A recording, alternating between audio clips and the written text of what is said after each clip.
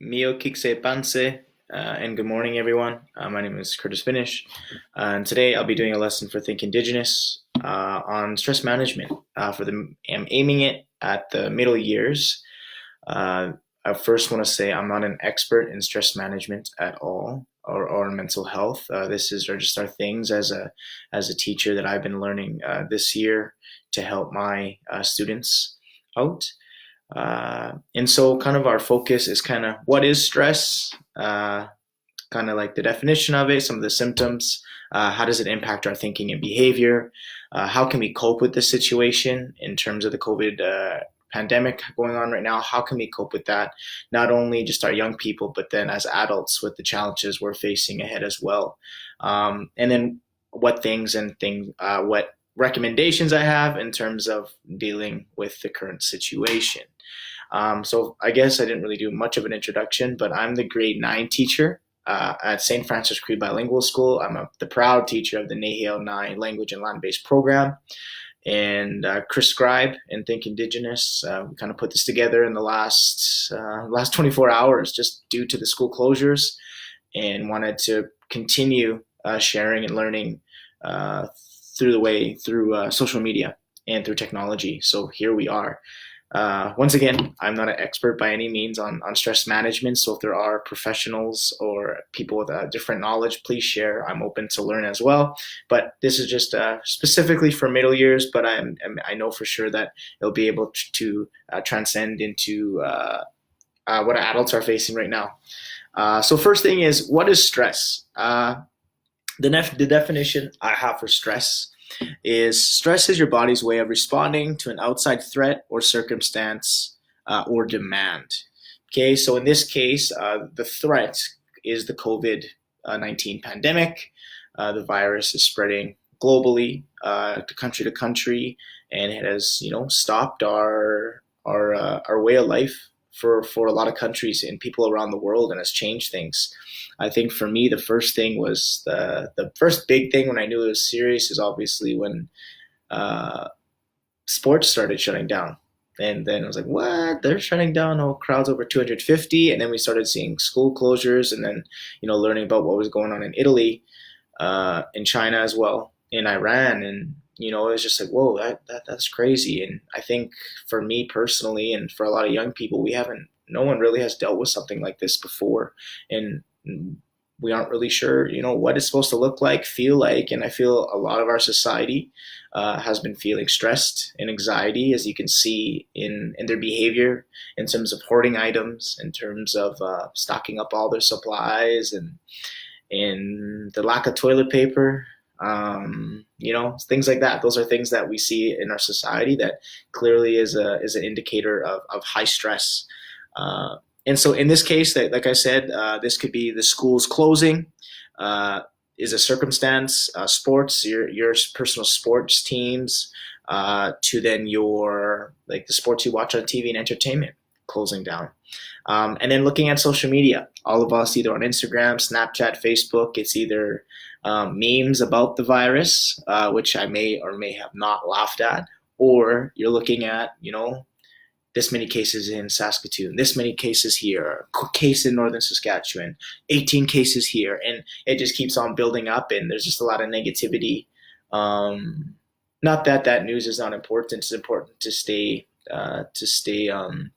educated on the matter and kind of have the information to protect yourself. But it obviously is overwhelming at some times, and for me, it was just shutting off my phone for a little bit in terms of social media. And just kind of getting away from that, because then it was just like any little tickle in your throat, or you hear someone cough, you're like, hey, what the heck? And you're all jumpy and whatnot.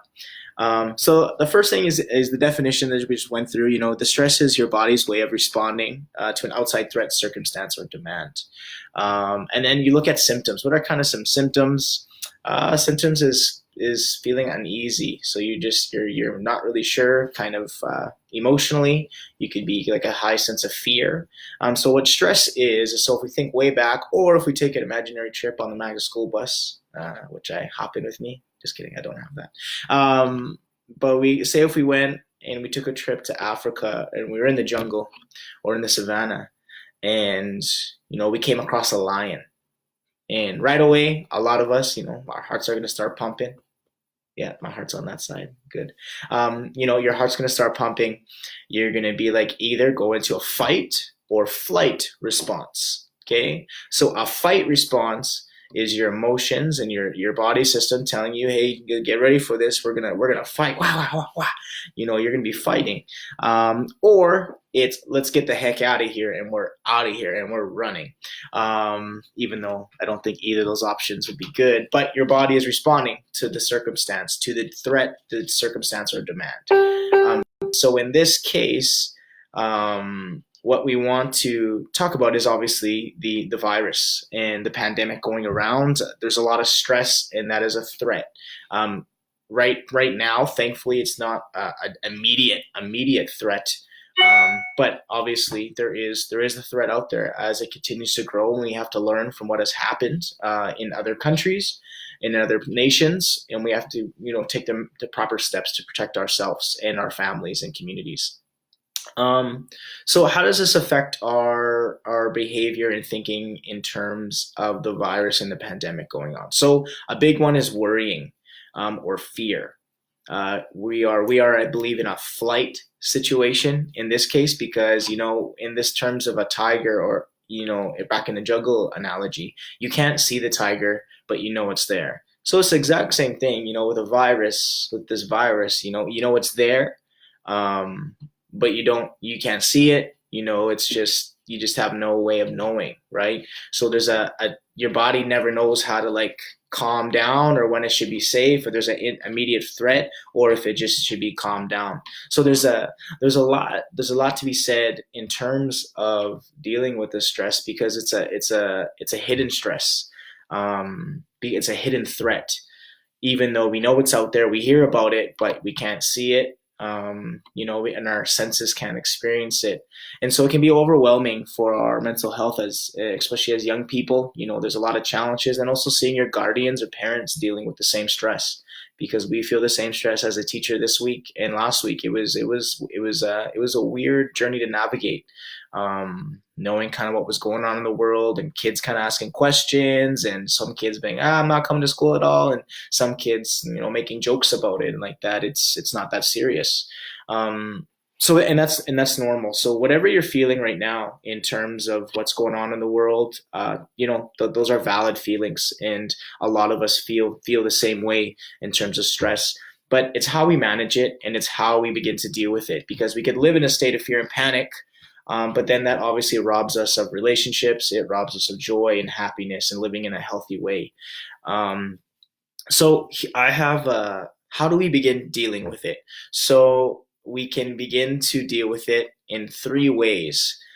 In terms of in a negative way, I would say. So the first one would be distraction. So we keep ourselves distracted. So a lot of us, so a lot of the young people, I know my students, hey, video games. This is a time to play video games. This is a time to hang out and to have fun and blah blah blah blah blah. There's time for that, but we want to make sure that that's not a distraction from trying to just avoid the stress of the COVID-19 pandemic. We want to make sure that we're processing those emotions and not just distracting ourselves. The next step from distracting is then avoidance. So avoidance would be, we're playing 1-2 hours of video games a day. This time we're cranking it up to, maybe say 4 or 6 hours a day.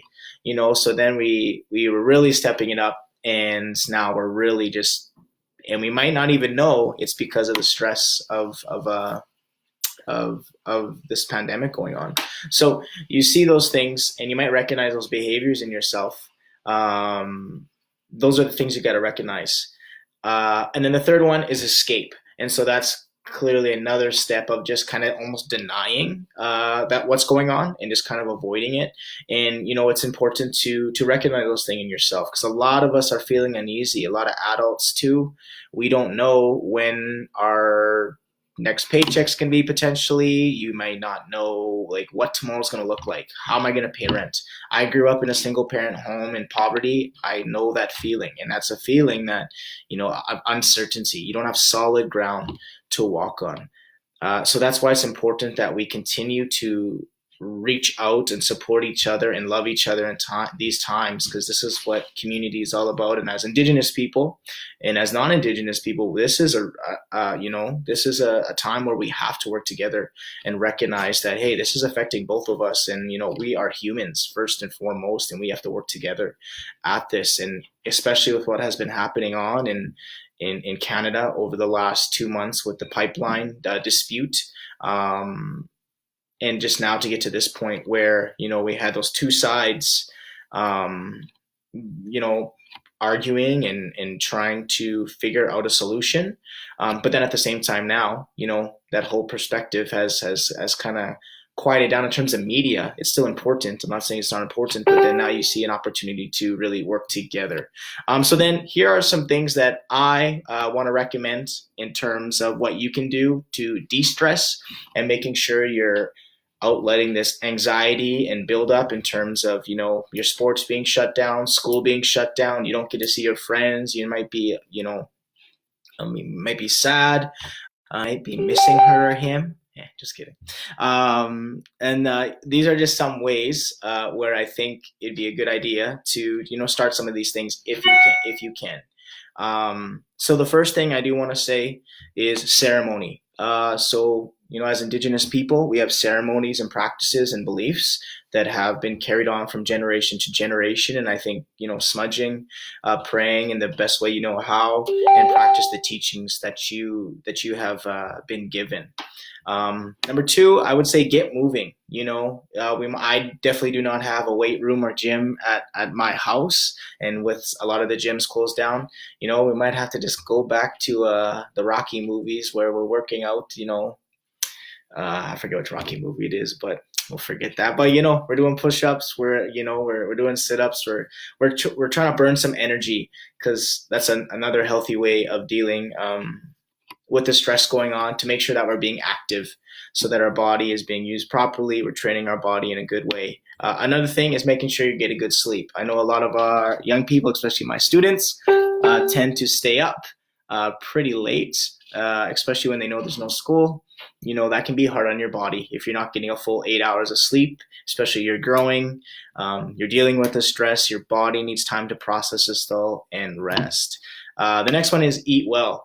I know this could be a challenge for some of you, so please reach out to local food banks and to your communities, maybe your reserves, making sure that you're able to have a good meal. And that's a huge important thing, especially with some of the anxiety and stress behavior that we've seen from adults across the nation in terms of stress buying and buying so much stuff and hoarding it. And we just got to make sure that we take care of one another. So if you're a person that has an abundance, let's work together. Let's find ways to support youth. I have 20, 25 students at home that depend on at school, that depend on 2 meals from school. So, and now that's not there. So that's another issue that we have to come together and work on. And I think is try new things. A lot of us, some of us might not be strong in our language. Learn your language. There's a lot of online apps. We'll be doing this week. We'll be doing it on Thursday again, and then 3 times a week moving forward until further notice. Try new things. Maybe it's trying to learn a new skill a day. Maybe it's learning your language. There's a lot of resources out there for language learning. Another thing, and this is a big one, and I'd recommend it, manage your social media use.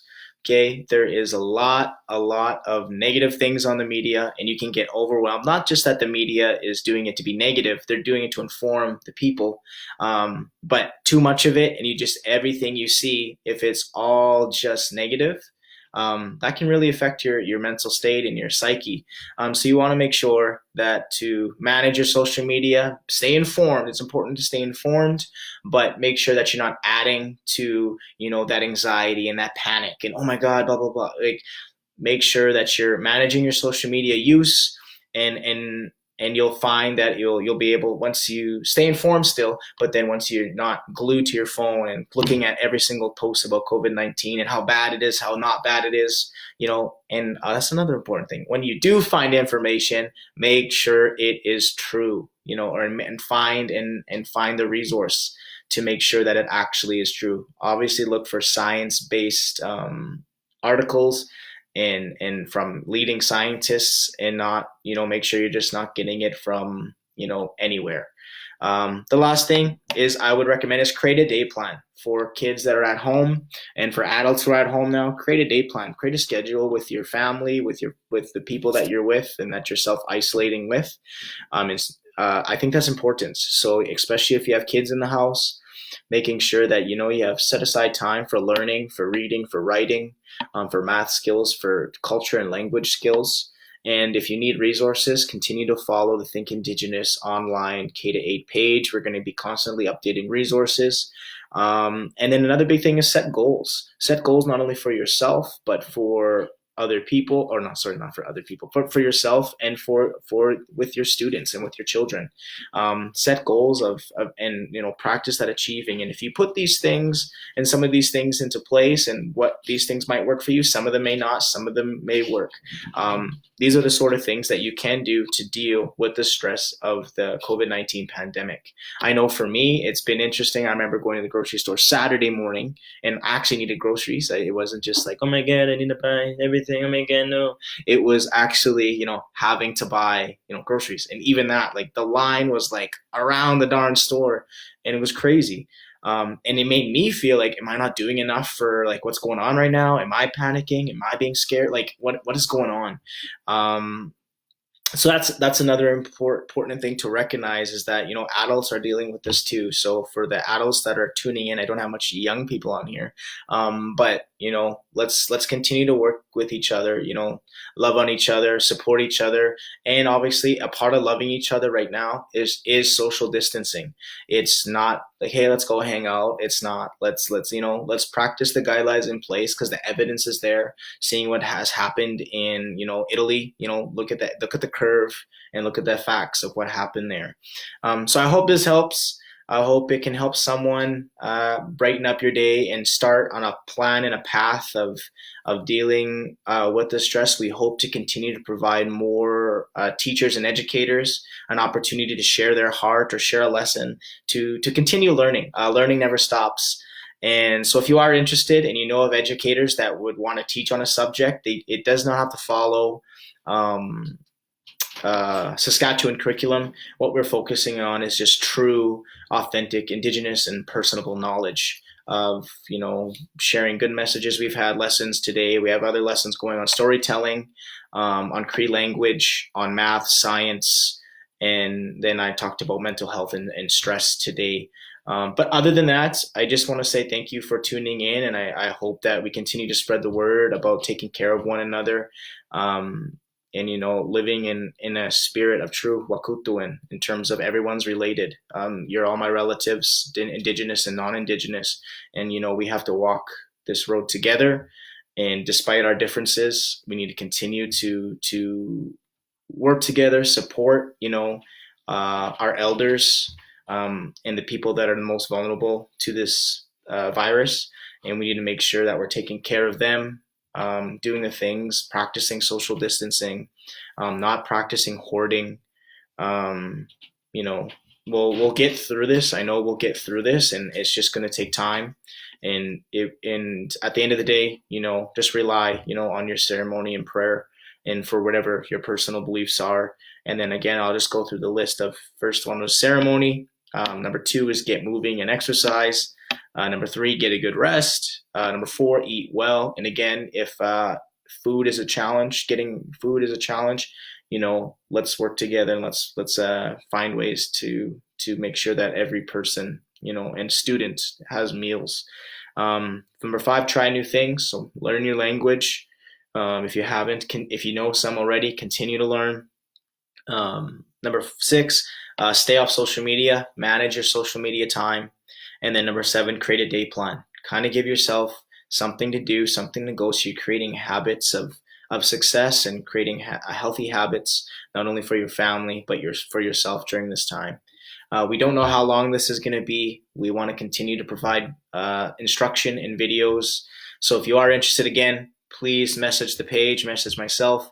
And our next lesson slots are Thursday at 10 a.m. We're going to try to shoot for 10 a.m.